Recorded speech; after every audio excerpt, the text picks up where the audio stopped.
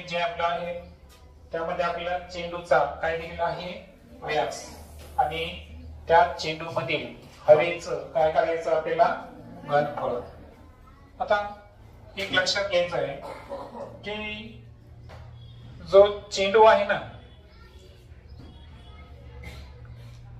तर हा भरीव गोल नाही, तो कसा आहे वर्तुळाकृती आहे, बरोबर आहे का. परंतु त्यामधली जी हवा असेल, चेंडूची आतली काय असेल हवा असेल, त्या हवेचा आकार जर पाहिला आपण तर ते गोल आहे. लक्षात येतं. म्हणजे चेंडूचा जो आपल्याला बाहेरून आकार दिसतो तो कसा आहे वर्तुळाकृती आहे. ओके. पण चेंडू तुम्ही फोल्डर बघत असताना आतमध्ये काय असतं का नाही, म्हणजे आतमध्ये काही नाही, म्हणजे एक वस्तू आहे ती कोणती आहे हवा. मग आता या चेंडू मध्ये जेव्हा हवा भरली गेली आणि जेव्हा फक्त आपण हवेला बघत आहोत तर हवा आपल्यासाठी काय त्या ठिकाणी गोल आहे. म्हणजे याचा अर्थ जेव्हा आपल्याला इथं हवेचे घनफळ विचारले याचा अर्थ आपल्याला निश्चितच कशाचं घनफळ करायचं आहे गोलाचं घनफळ करायचं आहे. व्यास दिलेला आहे किती 20 सेंटीमीटर. तुम्हाला माहित आहे की डायमीटर जर 20 सेंटीमीटर असेल तर रेडियस ही त्याच्या हाफ म्हणजे किती असेल 10 सेंटीमीटर. त्यानंतर गोलाचे घनफळ जे आहे त्याचं सूत्र काय आहे 4/3 पाय आर क्यूब. सो 4/3 गुणिले आता आर जे आहे किती आहे 10. 7च्या पटीत आहे का नाही. दॅट्स वाय पायची किंमत किती घेणार 3.14 आणि आर चा काय असणार घन. आणि आर चा घन जो आहे 10 चा घन किती आहे 1000 आहे. त्यानंतर अप्रॉक्सिमेट कॅल्क्युलेशन करून घ्यावं लागलं. 3 1 3 3 0 0 3 4 12. ठीक आहे काही अडचण इतकंच करायचं. 4 4 16 4 1 4 गुणिले किती आहे 1000.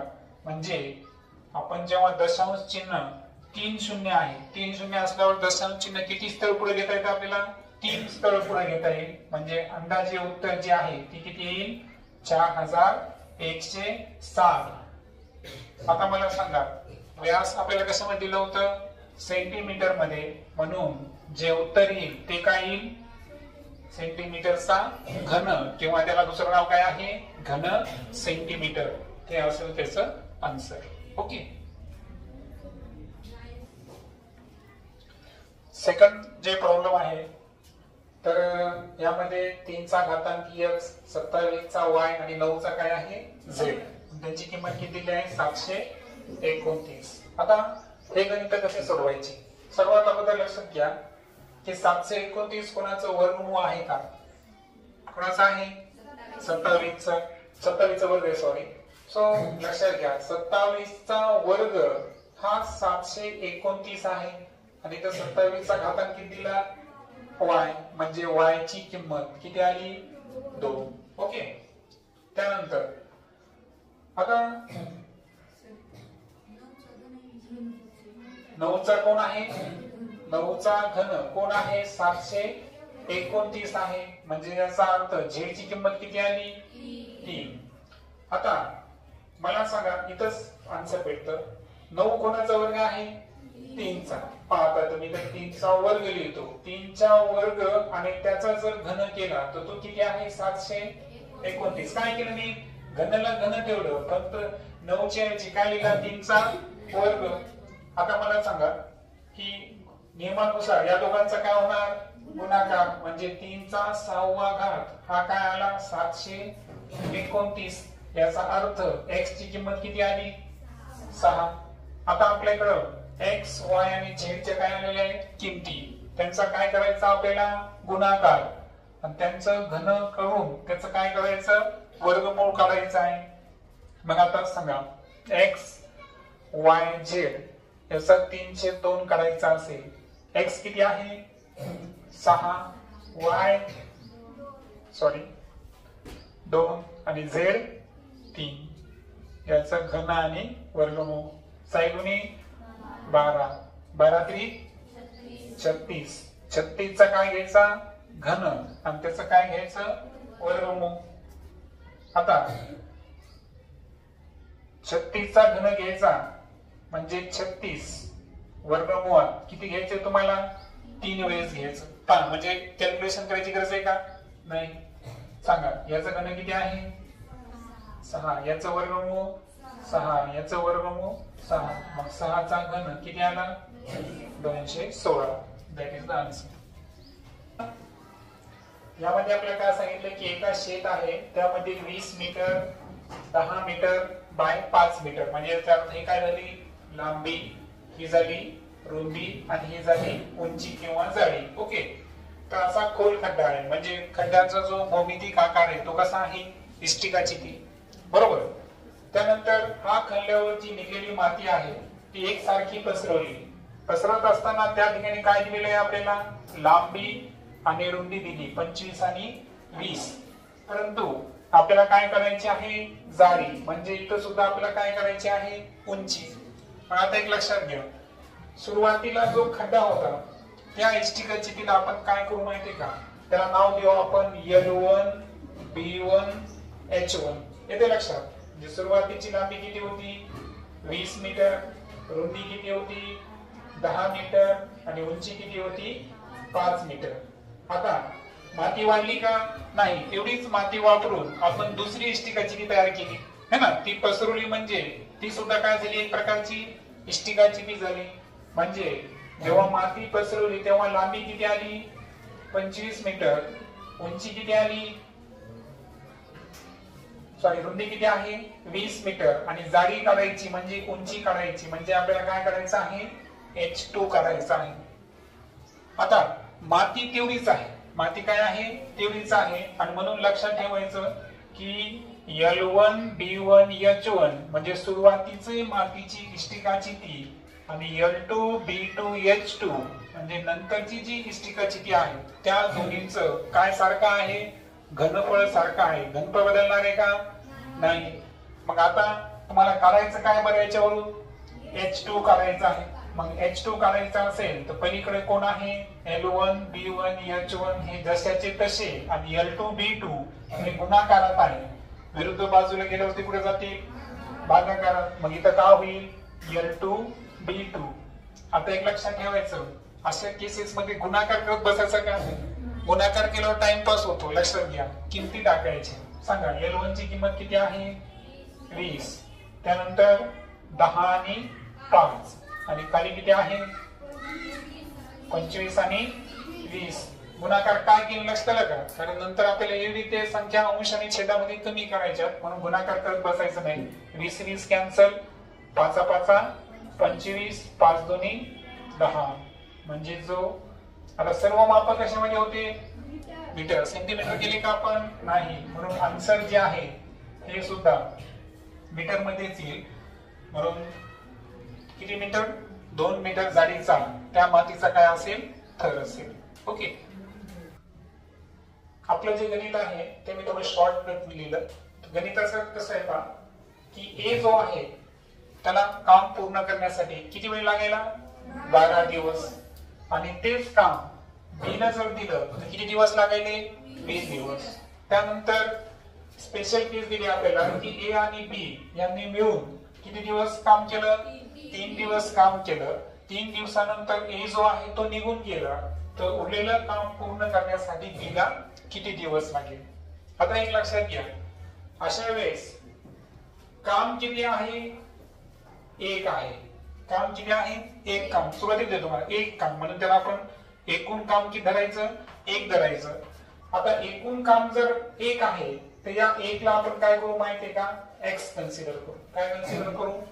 x. काम किती आहे? x.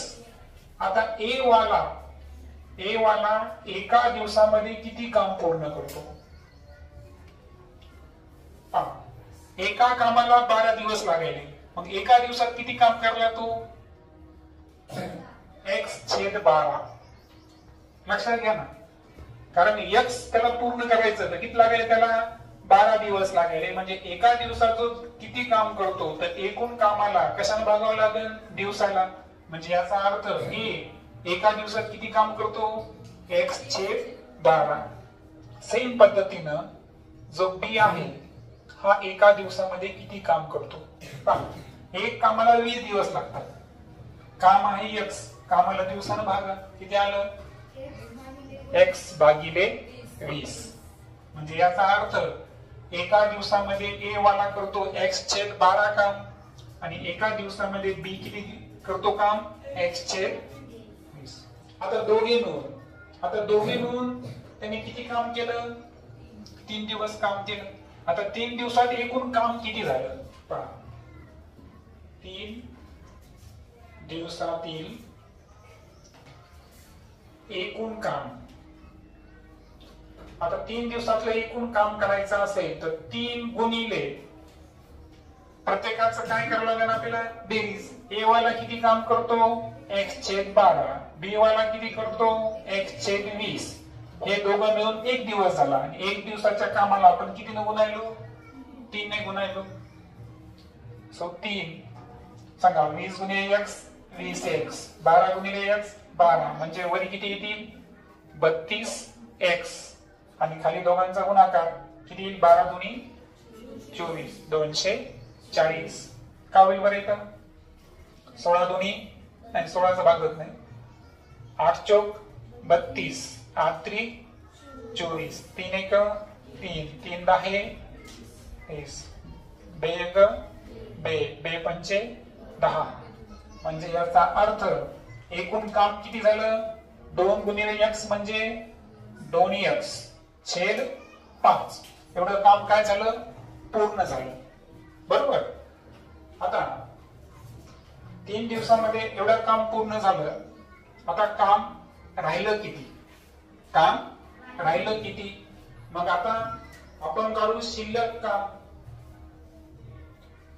मग शिल्लक काम करायचं असेल तर काय करावं लागेल? एकूण कामामधून झालेलं काम वजा करावं लागेल. बरोबर. सांगा 5 गुणिले x 5x, 5x मधून 2x गेले, किती राहिले? 3x/5. एवढं काम काय राहिलं? शिल्लक राहिलं. मग आता शिल्लक राहिलं काम आहे, तो काम कोण करणार आहे? बी. बरोबर आहे का? आता बी वाला एका दिवसात किती काम करतो सांगा? x/20. म्हणून आता बी ला लागणारे जे दिवस आहे ते काढायचे असेल तर आपण काय करणार? काम किती राहिलं? 3x/5 आणि याला आपल्याला भागावं लागेल. लक्षात आलं का? हे झालं. याला प्रत्येक दिवसामध्ये किती काम करावं लागतो? x/20. भागणे म्हणजे गुणाकार व्यस्त. विरुद्ध क्रिया काय असेल? अंश छेदामध्ये छेद अंशामध्ये. इथं किती आलं मग? 20/x. x cancel. 5 एक 5, 5 चौक 20, 4 त्रिक किती झालं? 12. म्हणजे बीला जर ते काम पूर्ण करायचं असेल तर त्याला किती दिवस लागतील? 12 दिवस लागतील. पहा एक गणित मी शॉर्टकट लिहिलंय. तर एक हिस्ट्रिकलची टीम ज्यामध्ये आपल्याला LB, BH आणि LH च्या किमती दिल्या आहेत आणि त्यावरून काय करायचं? आपल्याला घनफळ काढायचा. आता तुम्हाला माहित आहे LB, BH, LH हे कुठे वापरतो आपण? एकूण पृष्ठफळामध्ये वापरतो. घनफळामध्ये वापरतो का? नाही. घनफळासाठी काय लागतं आपल्याला? LBH या तिघांचा काय लागतो? गुणाकार लागतो. आता तो गुणाकार क्रिएट करण्यासाठी आता घनफळ जर काढायचं आपल्याला तर LBH हे आपल्याला असणं काय आपल्यासाठी इसेन्शियल आहे. आपण सर्वात अगोदर काय करू की LB त्यानंतर BH आणि त्यानंतर LH या तिन्ही किमतींचा काय करू? गुणाकार. पहा त्याचा फायदा काय पुढे सांगतो. जसं की इथं कोण आहे? 60, 24 आणि 40. आता या तिघांचा गुणाकार करा. L गुणिले L, L चा वर्ग, B गुणिले B, B चा वर्ग, H गुणिले H, H चा वर्ग. बरोबर. त्यांचा गुणाकार करा तुम्ही. 24, 24 गुणिले 24, 576. 2 शून्य जशाच्या तसे. आता यांचं काय करायचं माहिती का आपल्याला? वर्गमूळ घ्यायचा. काय घ्यायचा? वर्गमूळ. आता याचं वर्गमूळ घेतलं म्हणजे वर्ग गेले. काय राहिलं? फक्त LBH आणि 57,600 च काय घ्यायचं आपल्याला? वर्गमूळ. 576 च वर्गमूळ काय आहे? 24 आणि 2 शून्याच्या ऐवजी काय घ्यावा लागतो? 1 शून्य. म्हणजे माप आपल्याला सेंटीमीटर मध्ये दिलं आहे. म्हणजे या इष्टिकाची तिचं घनफळ किती आलं 240 घन सेंटीमीटर. ओके, आपल्याला जे गणित दिलेलं आहे त्यामध्ये एक लक्षात घ्या की एक अर्धवर्तुळ आहे. अर्धवर्तुळामधला कोण काय असतो काटकोन असतो, हे आपल्याला माहित आहे. आता हे वर्तुळाचा केंद्र आहे, मात्र यामध्ये 3 बाजू सारख्या आहेत. कोणत्या कोणत्या? AO, OC आणि BC पैकी AO आणि OC या वर्तुळाच्या काय आहेत? काय आहेत? त्या त्रिज्या आहेत. आणि आता ह्या तिन्हीचं माप सारखं आहे म्हणजे ही सुद्धा काय झालं त्याचं माप R झालं. आता त्यामध्ये आपल्याला अर्धवर्तुळाची परिमिती दिलेली आहे. आता मला सांगा अर्धवर्तुळाची जी परिमिती आहे त्याचं सूत्र आहे पाय R प्लस 2R. आता परिमिती किती दिली आपल्याला 72. आता या दोघांमध्ये कॉमन कोण निघतो बरं? R कॉमन निघतो, बरोबर आहे का? पायची किंमत किती आहे 22/7 अधिक 2. येते लक्षात? या दोघांना आपण R ला कॉमन काढलं. R ला कुठे लिहू आपण?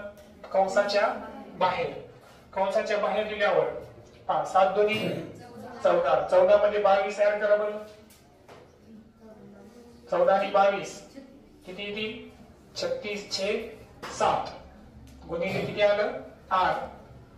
मग आता R बरोबर एकच गुणाकार करावा लागणार आपल्याला 72 गुणिले 7 भागिले 36. 36 एक 36, 36 दोन्ही 72. R किती आला 14. आता R 14 आला. त्रिकोणाची परिमिती विचारलं, मग सांगा AC ची किंमत किती येईल 2R म्हणजे 14 आणि 14 28. त्यानंतर BC चं माप किती आहे? BC चं सुद्धा किती? BC चं माप R होतं, किती आलं 14. आता कोणाचं माप राहिलं AB चं. मग AB चं माप कसं करावं लागेल बरं? काटकोन त्रिकोण आहे, काय आहे तो? तो वापरता येईल आपल्याला. ओके, मग आता AB स्क्वेअरचं माप काढायचं असेल आपल्याला तर कशामधून? AC स्क्वेअर मधून. BC स्क्वेअरचं माप काय करावं लागेल? वजा करावं लागेल. AC कोण आहे 28. 28 चा वर्ग वजा 14 चा वर्ग. सांगा काही 28 चा वर्ग किती आहे? 28 चा वर्ग सांगता येईल 784 आणि 14 चा वर्ग 196. वजाबाकी जर केली आपण तर किती येईल? 14 तून 6 गेले 8, 18 तून 10 गेले. अगे इथे एक ऍड केलं ना. ओके, 7 मधून 2 गेले, किती राहिले 5. 588. 588 कोणाचा वर्ग आहे का? आता हे जे 588 आले आपल्याकडं तर याचं वर्गमूळ आपल्याला काढावं लागेल, कारण ही कोणाची किंमत झाली AB स्क्वेअरची झाली. फक्त AB जर काढायचा असेल तर वर्गमूळात काय घ्यावं लागेल आपल्याला 588 म्हणजेच 196 गुणिले 3. 196 चं वर्गमूळ कोण आहे 14 वर्गमूळात 3.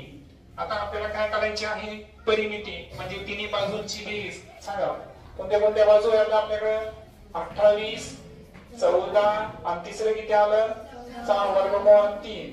बेरीज फक्त या दोघांचीच होईल 42 प्लस 14 वर्गमूळात 3. म्हणून उत्तर जे असेल ते काय असेल 42 प्लस 14 वर्गमूळात 3. किंवा याच्या एखाद्या वेळेस असं येऊ शकतं 14 जर कॉमन काढला तर 3 प्लस वर्गमूळात 3. आता हे ऑप्शन नाही त्या ठिकाणी, पण असं सुद्धा ऑप्शन त्या ठिकाणी असू शकतं 14 कॉमन घेऊन.